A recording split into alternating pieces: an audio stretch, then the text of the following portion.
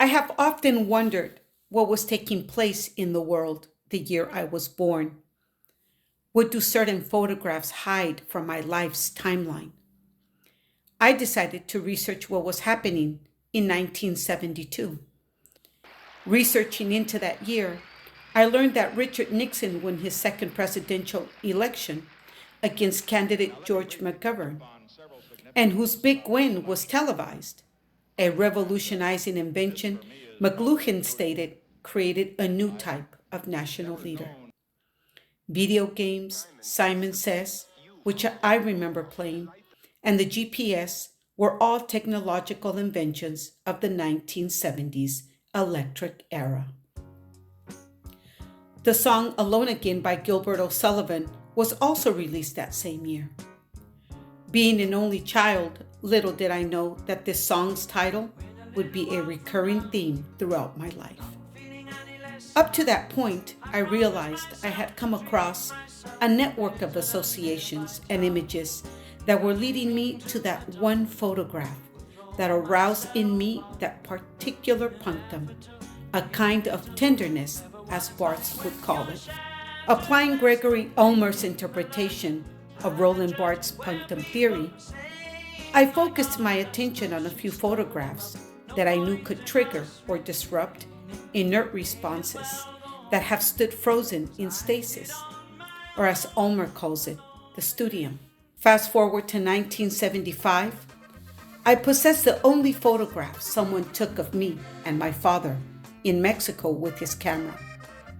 It is a picture of me and my father standing together in front of his car, a Plymouth, with his right hand placed gently over my right shoulder.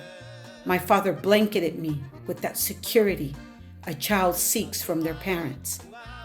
In plain sight, the image looked so insignificant, yet it camouflaged memories that can only surface through the disruption of the studium and its connection to the punctum.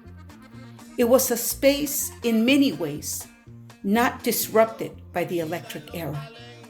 Light poles were missing, water and gas were delivered once a week, home chores like laundry were done by hand and line dried.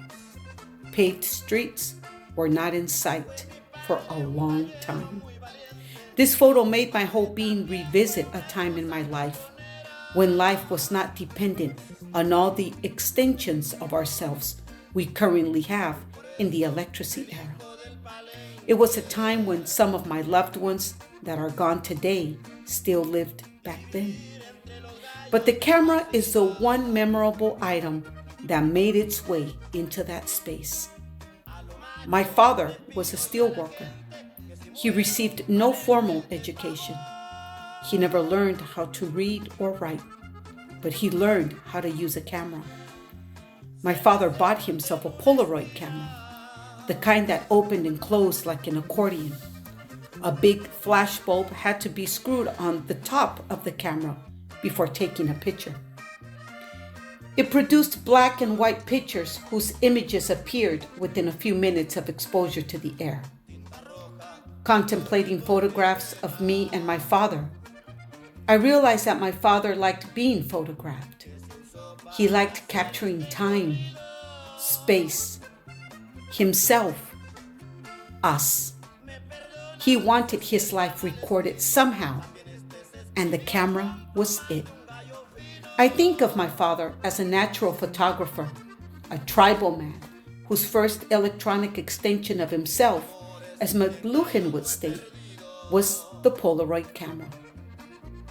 Ulmer states that the punctum of recognition emerges from the body, instigating disruption and disturbance, a sort of disorder. Is that why my eyes filled up with tears?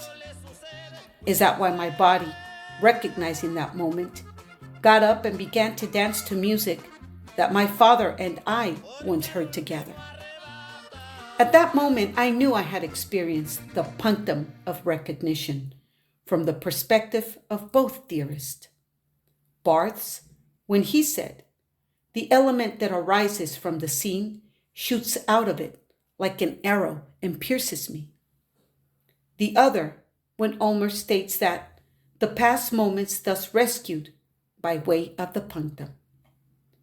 I had experienced both reactions by way of the punctum.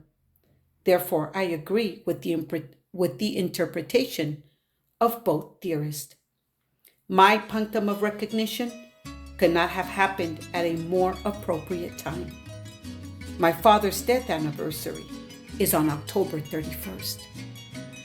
November the 2nd, we celebrate El Día de los Muertos, an event that through photographs of my loved ones will evoke that bodily, emotional response and sting one into an awareness of reality.